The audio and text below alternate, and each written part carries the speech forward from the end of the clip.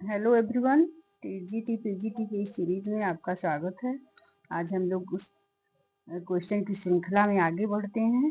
तो इसमें हम लोग देखेंगे 26 क्वेश्चन जो है वो मिश्र बंधु विनोद कितने भागों में प्रकाशित हुआ है। तो इसमें आपका राइट आंसर हो जाएगा मिश्र बंधु विनोद जो है वह 4 भागों में प्रकाशित हुआ है। तो पहला जो है आपका वह है आंसर डी।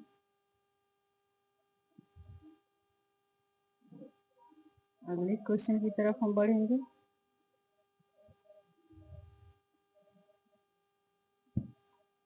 मिश्र बंधुओं ने परिवर्तन काल की समय सीमा क्या निर्धारित की है। मिश्र बंधुओं ने परिवर्तन काल की समय सीमा क्या निर्धारित की है। तो इसमें आपका राइट आंसर हो जाएगा आंसर ए। आपका राइट आंसर है, आंसर ये हो जाएगा क्योंकि राइट आंसर है। आप लोग ध्यान से इसको पढ़ेंगे, इससे बाहर का कुछ भी नहीं आने वाला है, ठीक है। अगर आप लोग इसको ध्यान से डेली रिवीजन करते हैं तो सब कुछ इसी से आएगा, इससे बाहर का कुछ भी नहीं आएगा। अगले क्वेश्चन की तरफ बढ़ा जाता है। आचार्य रामचंद्र शुक्ल ने प्रथम उत्थान काल का समय कब से कब तक माना है। तो आचार्य रामचंद्र शुक्ल ने प्रथम उत्थान का समय जो है वह आपका 1868 से 1893 ईस्वी माना है, क्योंकि राइट आंसर आपका सी हो जाएगा। अगले क्वेश्चन की तरफ बढ़ते हैं। आचार्य रामचंद्र शुक्ल ने द्वितीय उत्थान का समय कब से कब तक माना है। तो आचार्य रामचंद्र शुक्ल ने द्वितीय उत्थान का जो समय है वह आपका 1893 से 1918 तक, जो कि राइट आंसर आपका ए हो जाएगा। आगे बढ़ते हैं। नागरी प्रचारणी सभा की स्थापना कब हुई थी। तो इसका जो राइट आंसर है वो है डी 1893 ईस्वी में, जो कि बहुत ही महत्वपूर्ण क्वेश्चन है, आपके एग्जाम में आने की संभावना इसी है। इसको आप लोग ध्यान से और मन से अपने भूलने मत दीजिएगा। नागरी प्रचारणी सभा की स्थापना को आप ध्यान देंगे। इसकी स्थापना 1893 में, जो कि डी आंसर आपका राइट आंसर है। हिंदी शब्द सागर का प्रकाशन किस संस्था ने किया था। हिंदी शब्द सागर का प्रकाशन किस संस्था ने किया था। तो इसमें आपका राइट आंसर हो जाएगा नागरी प्रचारणी सभा ने किया था, जो कि आपका बी आंसर सही आंसर है। नागरी प्रचारणी सभा के संस्थापकों में कौन नहीं थे। नागरी प्रचारणी सभा के संस्थापकों में कौन नहीं थे। तो आपका राइट आंसर हो जाएगा इसमें आंसर जो है आपका राइट सी है, रामचंद्र वर्मा नहीं थे। जैसे कि आपको पता है, पहले मैं आंसर सी को टिक करती हूँ। आपको पता होना चाहिए कि नागरी प्रचारणी सभा की स्थापना 16 जुलाई 1893 को वाराणसी में हुई थी। इसमें जो है सबसे मुख्य योगदान बाबू श्याम सुंदर दास जी का था, और पंडित राम नारायण मिश्र तथा ठाकुर शिव कुमार सिंह जैसी विभूतियों का मुख्य योगदान इसमें रहा है, और इसमें रामचंद्र वर्मा नहीं थे। तो राइट आंसर आपका सी होगा, रामचंद्र वर्मा इसमें नहीं थे। अब आगे बढ़ते हैं। फोर्ट विलियम कॉलेज की स्थापना किस वर्ष हुई थी। तो ये भी बहुत इम्पोर्टेंट है, तो इजी लेकिन है बहुत इम्पोर्टेंट। अधिकतर ये पूछता है, टीजीटी एग्जाम में आने की संभावना इसकी भी है। तो फोर्ट विलियम कॉलेज की स्थापना 1800 ईस्वी में हुई थी। राइट आंसर आपका बी हो जाएगा। कलकत्ता में स्थापित फोर्ट विलियम कॉलेज के संस्थापक कौन थे। ये भी बहुत इम्पोर्टेंट क्वेश्चन है।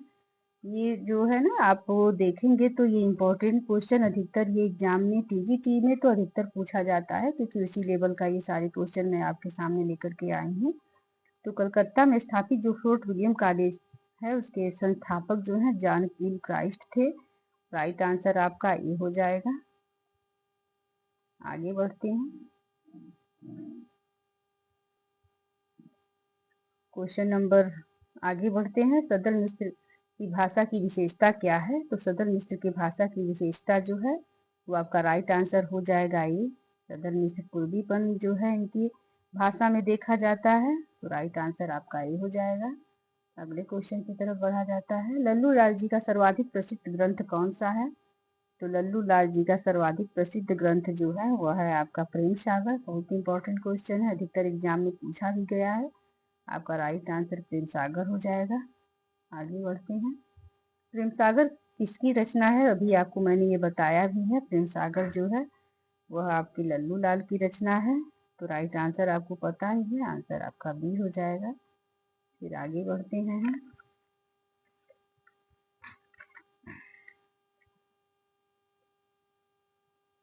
रानी केतकी की कहानी के लेखक कौन है? रानी केतकी की कहानी के लेखक इंशा अल्लाह खां है। आपको पता ही होगा, बहुत इजी क्वेश्चन लेकिन इम्पोर्टेंट भी है। आगे बढ़ते हैं। निम्नलिखित में कौन फोर्ट विलियम कॉलेज कलकत्ता में हिंदी के अध्यापक थे? अब चारों नाम आपके सामने हैं। ईसा अल्लाह खां, सदर मिश्र, राजा लक्ष्मण सिंह की सदाशिव लाल। फोर्ट विलियम कॉलेज जो कलकत्ता में स्थित है, हिंदी के अध्यापक कौन थे? तो इसका राइट आंसर हो जाएगा बी, जो कि आपका सदर मिश्र थे। तो राइट आंसर बी पे हम जाएंगे। सदर मिश्र जो है कलकत्ता फोर्ट विलियम कॉलेज में हिंदी के अध्यापक थे। नाचिकेतोपाख्यान के लेखक कौन है? बहुत ही इम्पोर्टेंट और इजी क्वेश्चन है। तो नाचिकेतोपाख्यान जो है सदर मिश्र की रचना है। जो राइट आंसर आपका ए हो जाएगा। ईसा अल्लाह खां द्वारा रचित रानी केतकी की कहानी का दूसरा नाम क्या है? ईसा अल्लाह खां द्वारा रचित रानी केतकी की कहानी का दूसरा नाम है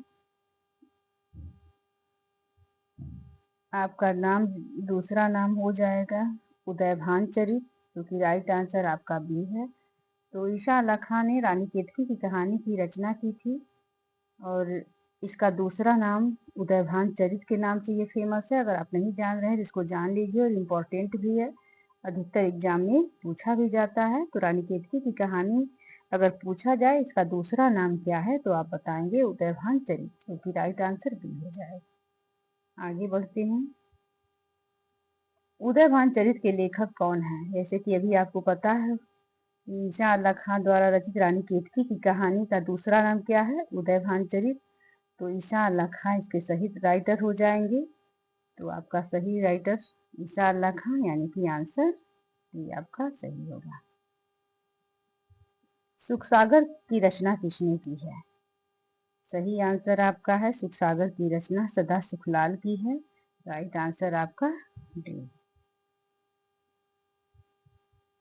सुखसागर का विषय है, यानी सुखसागर का विषय क्या है? बहुत ही इम्पोर्टेंट भी है, थोड़ा सा क्वेश्चन भी अलग है, आपको जानना ये बहुत जरूरी भी है कि सुखसागर का जो विषय है वह विष्णु पुराण के उपदेशात्मक प्रसंग से यह लिया गया है, जो कि राइट आंसर आपका हो जाएगा सी। अगले क्वेश्चन की तरफ बढ़ते हैं। भाषा युग वशिष्ठ के लेखक हैं। भाषा युग वशिष्ठ के लेखक कौन है? तो इसका राइट आंसर हो जाएगा सी, राम प्रसाद निरंजनी। भाषा युग वशिष्ठ के लेखक श्री राम प्रसाद निरंजनी हैं। यह ग्रंथ जो है 1768 में लिखा गया है, संवत 1768 में। इसमें रामचंद्र शुक्ल ने खड़ी बोली में लिखा गया बहुत साफ सुथरा ग्रंथ बताया है। रामचंद्र शुक्ल ने बताया है कि यह जो भाषा युग वशिष्ठ है यह खड़ी बोली में लिखा गया है और बहुत साफ सुथरा ग्रंथ इसको इन्होंने बताया है। तो अभी एक दो क्वेश्चन इसमें आप लोग जान लें कि अब तक पाई गई पुस्तकों में भाषा युग वशिष्ठ सबसे पुरानी है, जिसमें गद्य अपने परिष्कृत रूप में दिखाई पड़ता है, और रामचंद्र शुक्ल ने खड़ी बोली का प्रथम ग्रंथ माना है इसे। भाषा युग वशिष्ठ को पंडित रामचंद्र जी ने शुक्ल ने खड़ी बोली का क्या माना है? प्रथम ग्रंथ माना है। इसकी भाषा गुरुमुखी लिपि में से मिलती जुलती है। ये इम्पोर्टेंट है, आप लोग नोट भी कर लेंगे कि इसकी जो भाषा है वो गुरुमुखी लिपि से मिलती जुलती है। रामचंद्र शुक्ल ने खड़ी बोली का प्रथम ग्रंथ भाषा युग वशिष्ठ को माना है। तो भाषा युग वशिष्ठ के जो लेखक हैं वो है राम प्रसाद निरंजनी, यानी कि जो राइट आंसर है आपका सी हो जाएगा।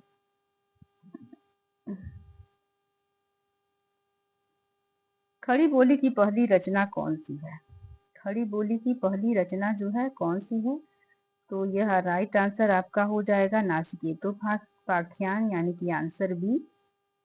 खड़ी बोली की जो रचना है वह आपकी जो है नाचिकेतोपाख्यान है। तो राइट आंसर आपका बी हो जाएगा। अगले क्वेश्चन की तरफ बढ़ते हैं। गोरा बादल की कथा किसके द्वारा रचित है? गोरा बादल की जो कथा है वो किसके द्वारा रचित है? तो गोरा बादल की कथा आपका जो है जटमल द्वारा रचित है। तो आंसर आपका हो जाएगा बी।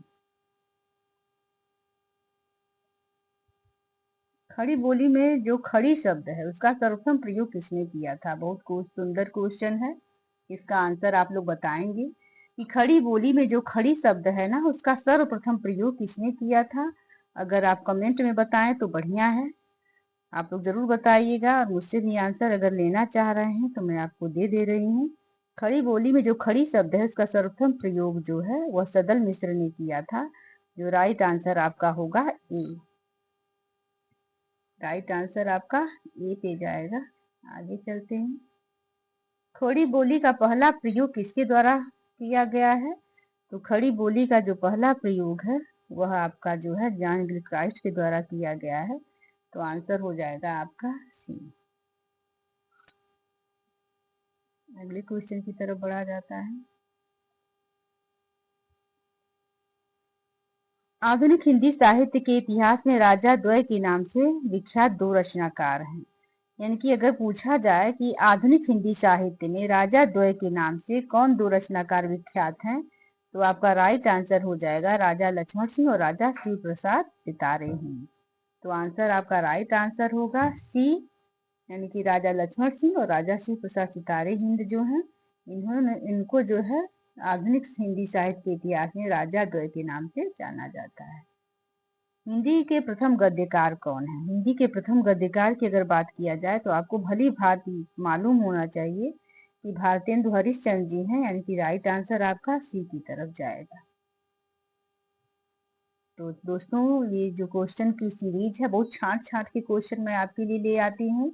आप इसको ध्यान से पढ़ेंगे और अपने दिमाग में बैठाएंगे और इससे बाहर टीजीटी के पेपर में आपको कुछ भी नहीं देखने को मिलेगा। अगर आप इसको डेली मेरे 25-25 क्वेश्चन का रिवीजन करते हैं तो आपको और किसी बुक को पढ़ने की आवश्यकता नहीं है। आप यहीं से उसमें जो है 100% मार्क्स ले आ सकते हैं और आप अपने टीजीटी पेपर टीजीटी को क्वालिफाई कर सकते हैं। तो थैंक यू दोस्तों। मेरे चैनल को अगर आप लाइक और सब्सक्राइब करेंगे तो इससे पता चलेगा कि आपको मेरा चैनल अच्छा लग रहा है और भी बेहतर तरीके से प्रस्तुत करने की मैं भरसक प्रयास करूंगी। तो आज के लिए धन्यवाद।